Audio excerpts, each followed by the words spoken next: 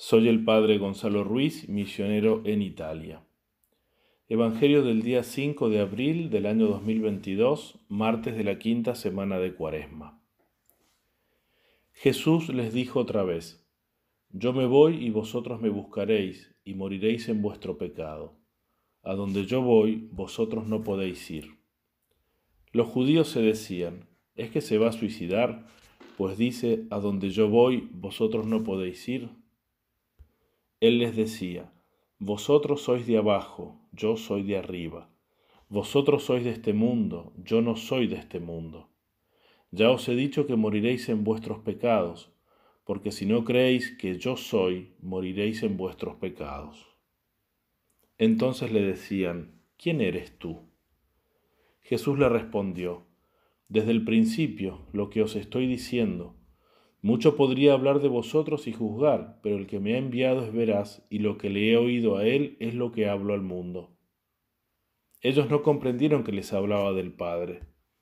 Les dijo pues Jesús: Cuando hayáis levantado al Hijo del Hombre, entonces sabréis que yo soy, y que no hago nada por mi propia cuenta, sino que lo que el Padre me ha enseñado, eso es lo que hablo. Y el que me ha enviado está conmigo, no me ha dejado solo, porque yo hago siempre lo que le agrada a él. Al hablar así, muchos creyeron en él. Palabra del Señor. Este pasaje del Evangelio de San Juan que hemos escuchado está insertado en el capítulo 8 del Evangelio, que contiene una dura disputa de Jesús con los judíos, como lo llama el evangelista en el versículo 22 de este capítulo. Disputa que tiene como objeto la identidad de Jesús. ¿Quién es Él? Y la falta de fe de los judíos precisamente en esta identidad. No creen quién es Jesús. Este es el contexto de nuestro pasaje de hoy, esta disputa muy fuerte, muy áspera.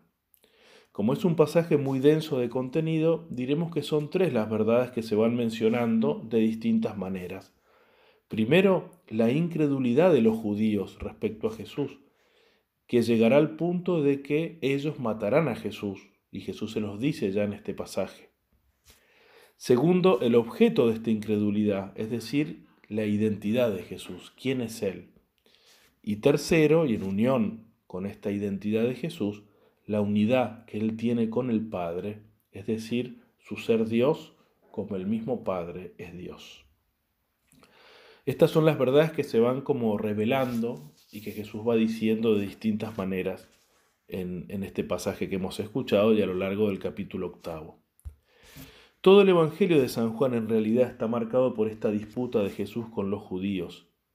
No con todos, sino con algunos de ellos, sobre todo con las autoridades judías al tiempo de Jesús, porque hubo otros, muchos judíos, que sí creyeron en él, como se lee al final del pasaje del Evangelio de hoy. Cuando habló así, muchos creyeron en él.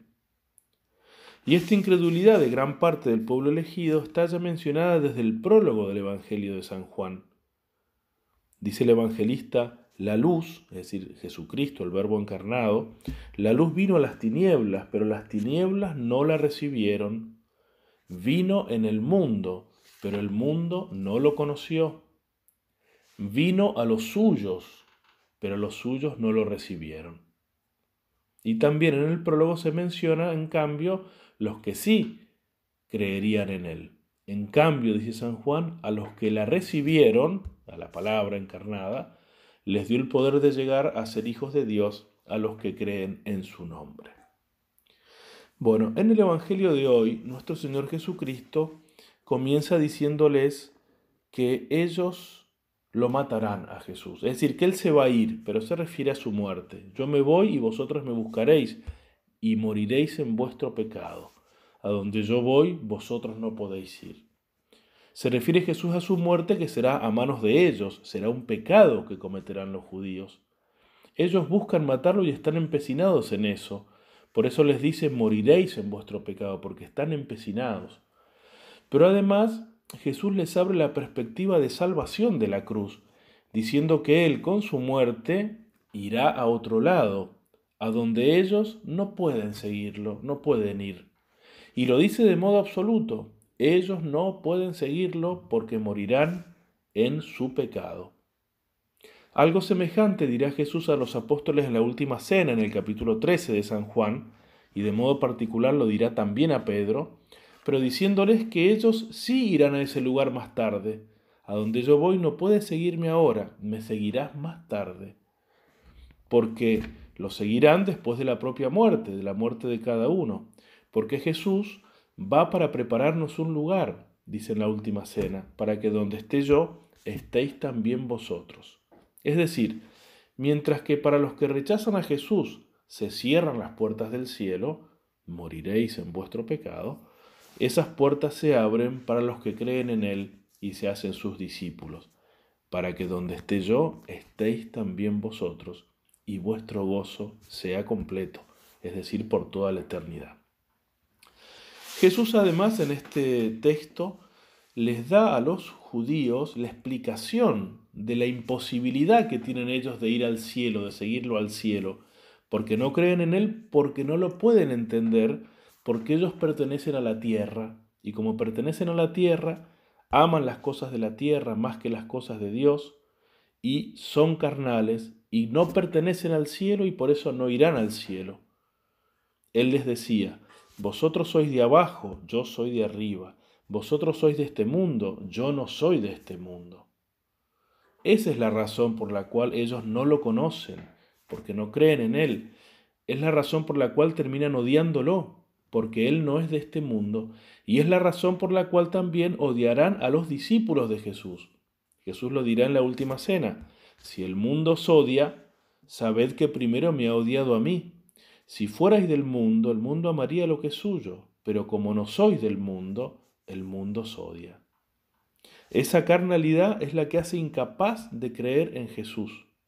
Y Jesús, por tanto, les profetiza que llegarán a matarlo cuando hayáis levantado al Hijo del Hombre, les dice en el pasaje que hemos leído en el Evangelio de hoy.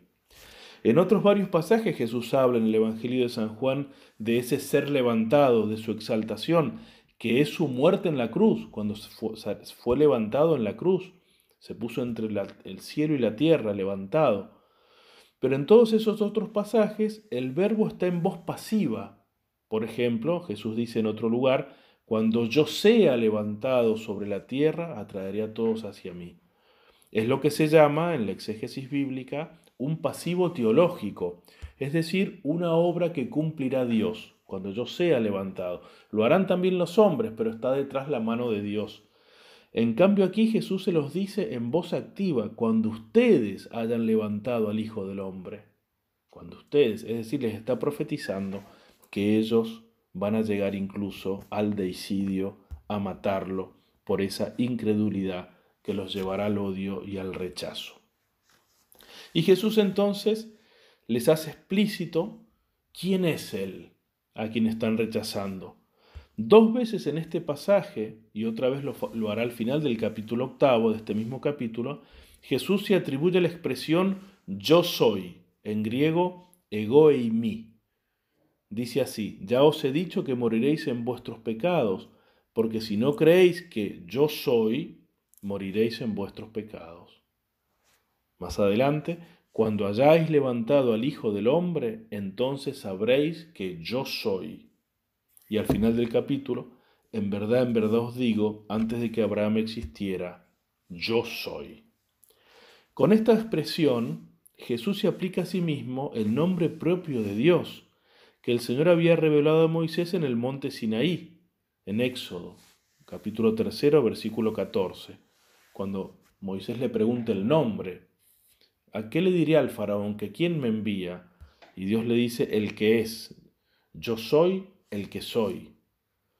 Este nombre expresa la esencia misma de Dios, como enseña Santo Tomás de Aquino. Es propio de Dios identificarse con el mismo ser, tanto porque su esencia es su mismo ser, como por su eternidad, porque todas las otras cosas que tienen un inicio temporal y un final temporal, muestran por eso mismo que no son el ser. Empezaron a ser, dejaron de ser, es decir, tienen el ser participado. Lo han recibido y después lo pierden. En cambio, Dios es el mismo ser eterno, y por eso su nombre se usa en presente, porque no pasa nunca, y porque en Él no hay un antes y un después. Yo soy. Pero además esta fórmula que indica el nombre propio de Dios es usada en el Antiguo Testamento muchas veces para indicar intervenciones salvíficas o fulgurantes de Dios. Por ejemplo, en Isaías, en el capítulo 43, después de hablar del siervo de Dios, el siervo de Yahvé, que es el Mesías sufriente, es decir, el mismo Cristo, Dios dice así: Vosotros sois mis testigos, oráculo de Yahvé, y mi siervo a quien elegí, para que me conozcáis y me creáis a mí mismo, y entendáis que yo soy. Antes de mí no fue formado otro Dios, ni después de mí lo habrá. Yo soy Yahvé, y fuera de mí no hay otro Salvador. Yo lo he anunciado, he salvado y lo he hecho saber. No hay entre vosotros ningún extraño. Vosotros sois mis testigos, oráculo de Yahvé, y yo soy Dios. Yo lo soy desde siempre, y no hay quien libre de mi mano. Yo lo tracé, ¿quién lo revocará? Los judíos conocían estos textos, por eso se dan cuenta de que Jesús está llamando a sí mismo Dios. Y es por eso que le preguntan, después de que les ha hablado así, les dicen: ¿quién eres tú? Es decir, nunca un hombre habló de esta manera, nunca un hombre se atribuyó el nombre propio de Dios. En otro lugar de esta disputa, en otro capítulo de San Juan, le dirán que merece la muerte porque tú, siendo un hombre, te haces a ti mismo Dios. Es decir, ellos entendieron bien que Jesús se atribuía obras de Dios, la identidad de Dios, y que daba razón de ello con sus obras. Y por eso entonces Jesús habla de su identidad con el Padre, que el que lo envió y él son una misma cosa, que el Padre está siempre con él, que no lo deja, no como ustedes que no creen en mí. El Padre en cambio está siempre conmigo, el que me ha mandado. Y por eso, porque ellos no creen, van a ser juzgados. Lo van a matar, lo van a levantar en la cruz, y en eso mismo Jesús va a ser glorificado por el Padre, que está siempre con él. Así al mismo tiempo, Jesús levantado en la cruz va a ser causa de salvación para todos los que crean en él, y va a ser causa de juicio para todos los que no crean en él. Queridos hermanos, nos acercamos ya a la celebración del misterio pascual, donde conmemoraremos y reviviremos la pasión del Señor y su gloriosa resurrección. Aprovechemos este tiempo de gracia para despojarnos de las obras de la carne que imposibilitan que seamos buenos discípulos del Señor. Él es del cielo, de arriba, y hacia allí tenemos que mirar con ojos de fe, como dice San Pablo. Tengamos los ojos puestos en Jesús, autor y consumador de nuestra fe. O como dice en otro lugar, nuestra conversación está en el cielo, en Él. Todo apego desordenado a las cosas del mundo nos hace mundanos y carnales e incapaces del cielo. Tengamos puesto nuestro tesoro en Jesús solo, porque Él dice: allí donde esté tu tesoro, allí estará tu corazón. Él nos espera en los sacramentos, en la confesión y sobre todo en la Santísima Comunión. Unámonos a Él, creamos en Él, porque a los que creen en Él, dice San Juan, les ha dado el poder de llegar a ser hijos de Dios, y por lo tanto herederos del cielo, donde Él nos espera, porque nos ha preparado un lugar. Que María Santísima nos alcance de Jesús una fe fuerte y viva, que nos impulse a amar a su divino Hijo por sobre todas las cosas, con todo el corazón, con toda la mente, con todo el alma, con todas las fuerzas, para que podamos gozar de su conocimiento y de su amor en esta vida y también por toda la eternidad.